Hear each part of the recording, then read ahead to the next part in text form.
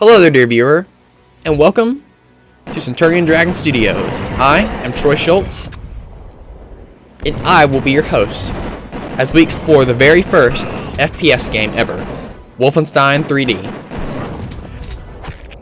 Now, for those of you uneducated, stupid, or your kids are making you watch this, a first-person shooter, or FPS, is a game where you see through the eyes of your character, and in 90% of the time, you shoot people. And this genre has been the center of controversy for decades. Why, you ask? Well, because apparently, it's easy to do. Critics claim these games are responsible for everything, from teaching people how to shoot, desensitizing them to violence, and even causing school shootings. Let's talk about that. Here is Dan Patrick from Texas. This fine gentleman believes the FPS genre is responsible for the school shootings in his state, because, you know, why address any real issues when you can point your fingers at the pixels? Right? Right. Classic politician move. And who could forget the NRA? Yes, the National Rifle Association. They're quick to point fingers at video games and the FPS genre in general. I say that because when this guy got up here and started talking about video games causing shootings, school shootings, every game he mentioned was an FPS game. So there you go. Because obviously, he has absolutely zero ulterior motives to do this. 10 years. Am I right? I mean, National Rifle Association has no ulterior motives whatsoever to blame video games for school shootings. Even parents and school educators from all over the world have had their issues with the FPS genre. Why research the real factors behind the violence when you can just blame video games? It's much easier. It's the cool thing to do, and it requires a quarter of the effort than, you know, actually doing your research. Well, unfortunately for them, I did my research. The very first FPS game was Wolfenstein 3D. It was made by id Software. By the way, id originally stood for Ideas from the Deep, and its members included John Carmack, John Romero, Tom Hall, and Adrian Carmack. The idea started when the team was, as many game designers do in the early stages, trying to figure out what game they wanted to make next. Always one of the more fun parts. After some debating, they decided they were going to work on a remake of Castle Wolfenstein using Carmack's new 3D engine. So they decided to get to work. One tiny problem: they didn't have the trademark. Literally. The team believed they wouldn't be able to use the Wolfenstein name and came up with multiple possible titles. They contacted Wolfenstein's original developer, Silas Warner, but learned that Muse Software had shut down in 1986, with all rights to Wolfenstein sold. The rights last belonged to someone in Michigan, and thus the team was able to purchase the trademark around mid-April in 1992 for $5,000. Thus, they were free to use the name of Wolfenstein 3D. In my research, I found that original drafts of the game had stealth mechanics where you could run around and disguise yourself as enemy guards. However, they found it was more fun to just run around and shoot Nazis while discovering secrets. So that's what they did. They stuck to their guns, quite literally, and made the game primarily about shooting and exploration. Thus, in 1992, Wolfenstein 3D was released to the world, revolutionizing the gaming industry and kickstarting the FPS genre. So how did Wolfenstein 3D fare in the wild? Well, seeing how it kickstarted an entire genre, I'm sure you can assume pretty well, but for all the idiots here, let's go over it. The first episode of Wolfenstein 3D was released as shareware. That being the first 9 missions, and shareware is basically a demo. You can play some of the game for free and buy the rest of it if you liked it. The full game released on May 5th, 1992. Soon after, a second trilogy called the Nocturnal Missions was released as an add-on pack. Players could buy each trilogy separately or as a single game. And in 1993, Apogee published the Wolfenstein 3D Super Upgrades Pack, including 815 fan-made levels, because who has time to see sunshine, I guess? The pack also featured a map editor and a random level generator, so yeah, even more time consuming. But wait, there's even more! On September 18th, 1992, a retail episode called The Spear of Destiny was released, boasting double the length of the Apple G episodes. Later, 2 mission packs, Return to Danger and Ultimate Challenge, were published in 1994. Do you think they made enough Wolfenstein content, everyone? Now let's talk about the promotions. Well, the failed promotions. There was a maze leading to a sign reading, "Call Applegee and say Ardwolf for a prize."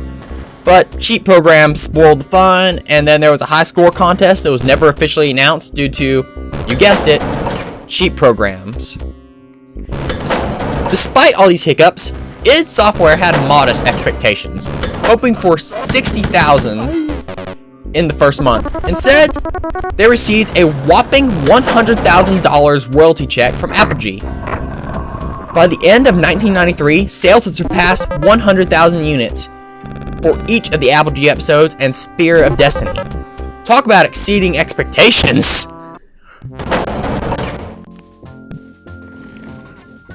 Wolfenstein 3D wasn't just a commercial success for id Software. It was critically acclaimed too. It won numerous awards, including 1992's Best Arcade Game for Compute, Most Innovative Game, and Best Action Game from Video Games and Computer Entertainment. Reviewers praised its immersive graphics, sound, and intense gameplay. I mean, I know it's not much by today's standards, but 3D graphics all was groundbreaking back then.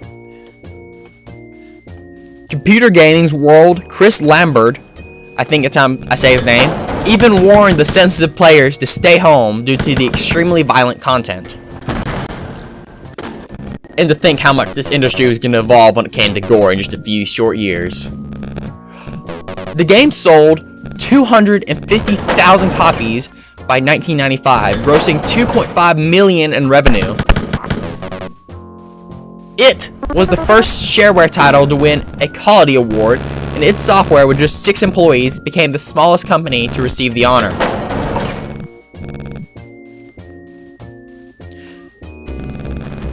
I mean, I know there's the whole FPS games cause school shooters argument, but we'll get to that later. Right now, we're talking about how Germany reacted to it. The German government wasn't a fan. The game is recognized as the principal cause for Germany banning video games that contain certain types of symbols and imagery from extremist groups like the Nazis. Enter the Schwarzbusch Section 82.6a, which up until 2018 laid down the law on this. Now, if I say any stupid German words wrong, forgive me. I know Schultz is a German name, but just forgive me, because these words are just ridiculous. And I don't speak German other than Schweister. Now here's where it gets interesting. Section 86A had a social adequacy allowing for works of art. But in 1998, a high district Frankfurt court evaluated that Nazi imagery within Wolfenstein 3D and decided, nah, video games don't count as art. The reasoning? Video games supposedly affect younger audiences and attract them heavily. I mean, it's kind of true. And was afraid that if they saw it, they would grow up with these symbols and be used to social manipulation. In other words, they thought if kids played Wolfenstein 3D, they'd become Nazis. I mean, it's not like you're spending the entire game just shooting Nazis. No, you're just giving crazy salutes and shooting Jews. I mean, do I need to explain how stupid this argument is? This stance, or law, whatever you call it, persisted into 2018 within the okay, it has an acronym, USK, which basically rates games in Germany. It basically would not rate any game with these symbols until May of 2018, a parody web browser game caught the attention of the Public Prosecutor's Office, and it found no breaches of the law in its content.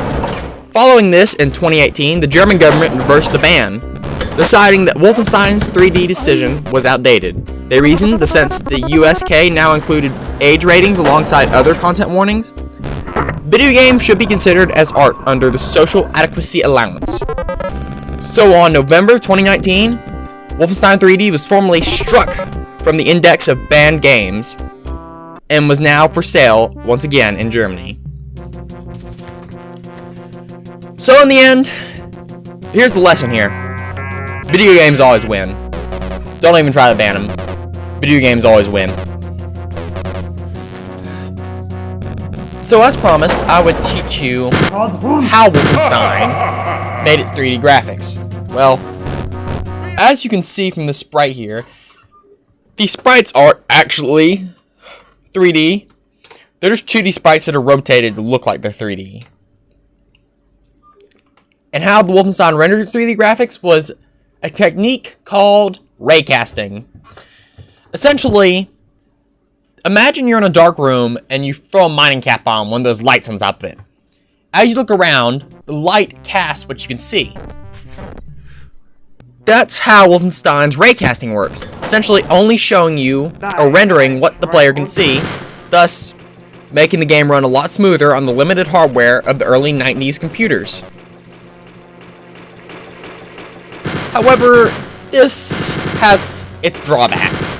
For one, it is extremely limited in what it can do. It can only render flat walls and floors, resulting in the very blocky, simplistic, and sometimes extremely repetitive environments of Wolfenstein 3D.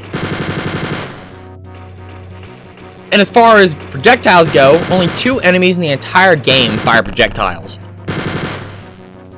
So how do you shoot, and how do you get hit? Well, when you fire your weapon, or an enemy fires a weapon at you, the game instantly calculates if the bullet hits an enemy based on your aiming direction, and the enemy's position. The damage might be adjusted based on the distance to the enemy, but there's no actual bullet trajectory. It's just like an RPG game where it's a fancy math problem. Granted, there is some skill to it. For example, enemies can't shoot you if they can't see you. But the same goes for the enemies. Making cover an important thing in this game.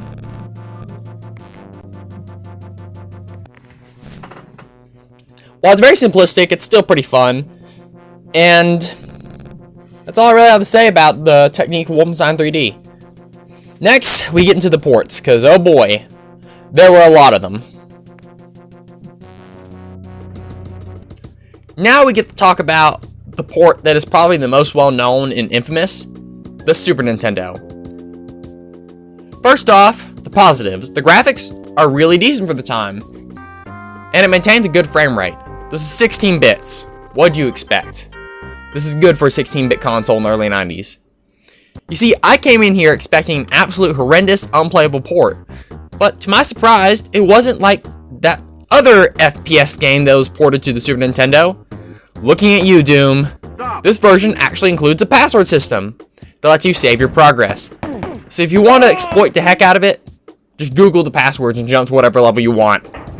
The joys of having internet access. Now let's talk about the story. It's way different from the original. I've left a link in the description to an IGN interview with the developers about the making of the Super Nintendo version of Wolfenstein 3D. Turns out, it was quite the saga. See, in the original, you were a prisoner escaping Castle Wolfenstein in the first episode. In this version, you work for some ambiguous organization to take down the Master State. Yep, no more Nazis, no more Hitler, no more Germany. Just the Master State.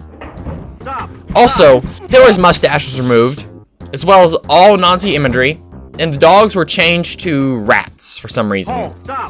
Because rats this size are completely normal, apparently. But hey, we got 2 new weapons, a bazooka and a flamethrower, which are both really cool. The flamethrower is just a lot of fun to use, and the bazooka is just hilarious. You'd think the rockets would explode upon hitting an enemy? Nope, they just go right through them, and blow up when they hit a wall. It's like you're firing a rocket-powered projectile. It's hilarious. Also, this version includes a map screen, which is a huge perk over the PC version, which had none. And I understand why some people might not vibe with the graphics, or the music, or anything else about this game, but in all honesty, I really like this version. It's a lot of fun. Especially for such an early first-person shooter on a console. Oh, and also, if you're wondering how I have all these weapons so early in the game, here's a cheat code for you. Open the map screen and press right, up, B, and A, then exit. Then you can press select to access your new arsenal. Happy Nazi killing.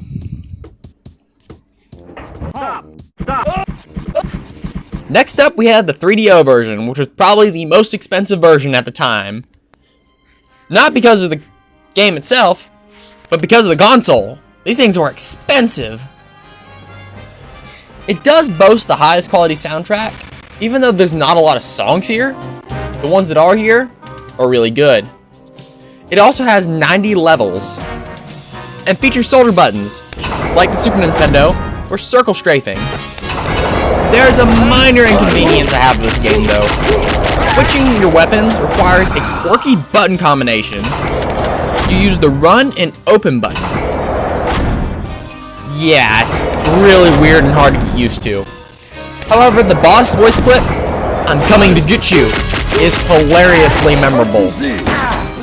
And it just cracks me up every time I hear it. I'm never gonna forget this clip. "I'm coming to get you." Ah, man. I need to use that in one of my games someday.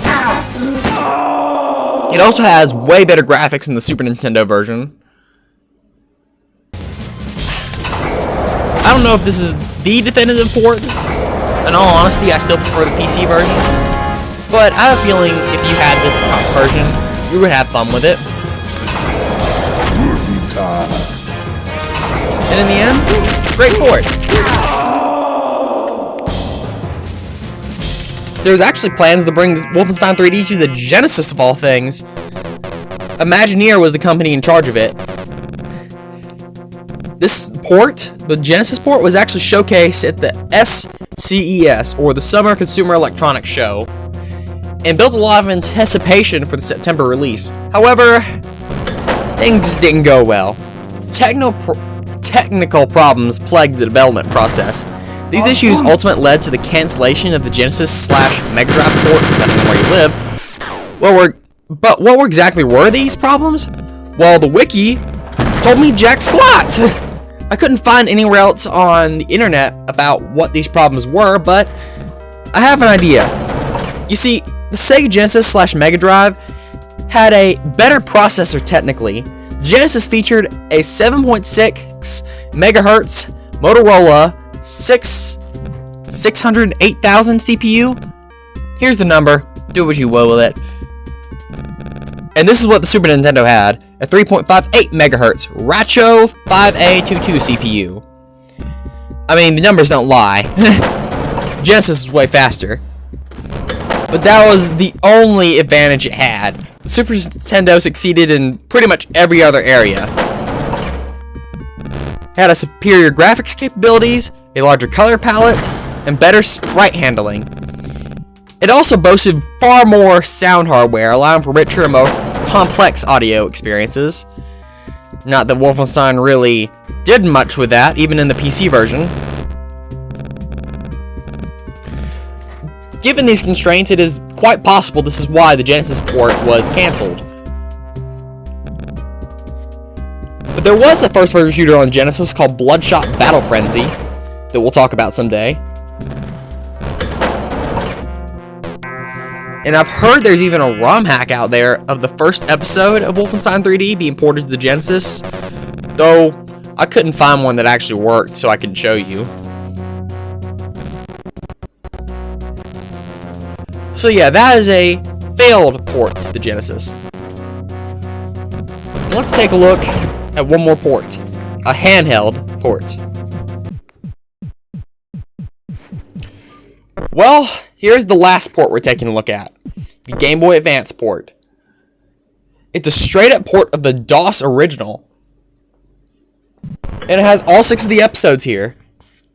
There is one glaring issue with this port. There is zero music, like, none.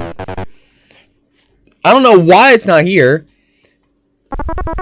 I mean, they made an entire soundtrack just for this port, and it's on the cartridge. The developers just didn't code it in. Maybe they ran out of time? I don't know. I've learned coding music to get the play in is pretty easy.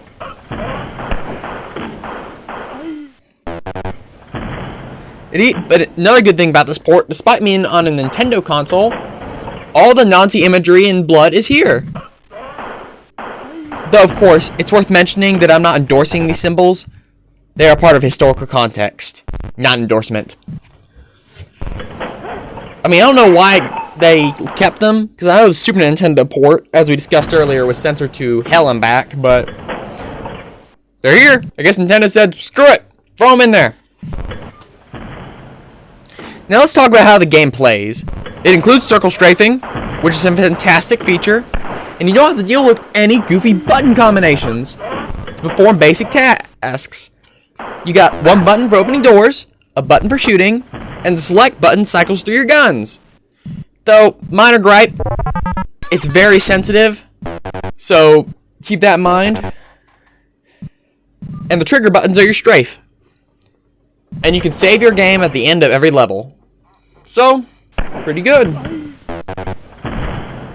All in all, this is one of the better ports of Wolfenstein 3D. Lacking music, and yes, the graphics do look kind of stretched and a little weird, but keep in mind, if I were to shrink this down to an actual Game Boy Advance screen size, like I just did, it looks pretty good.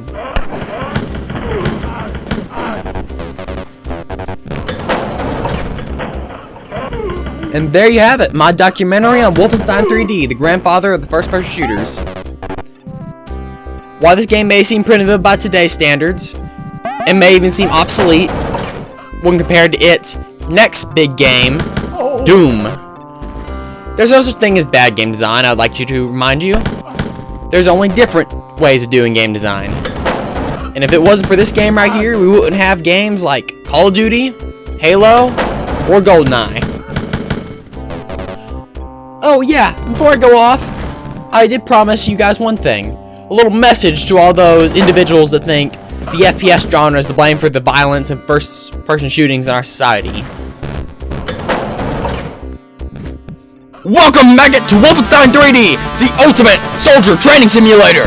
Forget basic training, forget field exercises, and rigorous physical conditioning. Who needs all that when you can master the art of warfare from the comfort of your own home?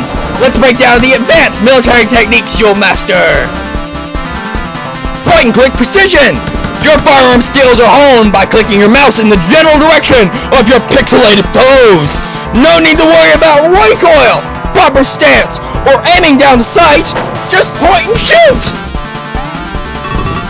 Instantaneous hits. No need to lead your target or calculate the bullet drop. Every shot is an instant hit or miss, because real soldiers definitely don't need to account for physics. Take that, Einstein! Take that, Sir Isaac Newton! Simplified movement! Master the art of strafing left and right, because in the real world, enemies will attack from perfectly peculiar angles! Inventory management! Learn to carry an arsenal of weapons and ammo without any concern for weight or space! Who knew that limitless pockets were everyday commodities? Just lug all that stuff around like Link on his way to rescue the princess. Health packs and dog food. Heal your battle wounds with conveniently placed health packs and dog food, because nothing screams combat realism like chowing down on kibble to heal your combat wounds.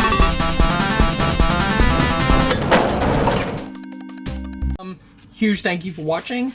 I am filming this at Horsepins 40 in the office. Just got done making the Wolfenstein documentary. I hope you really liked it. My voice is hoarse because I literally just got done doing the crazy drill sergeant voice at the end. If it was not for Civil Air Patrol and my time in there, that would have killed me. Anyway, I wanted to give a shout out. Thank you all for watching. I hope you enjoyed it. Leave any comments, any questions, anything you want down there. Tell me your thoughts on Wolfenstein 3D and the documentary. And if you have time, definitely check out the rest of the Centurion Dragon Studios channel and see what games we have coming up. Until next time.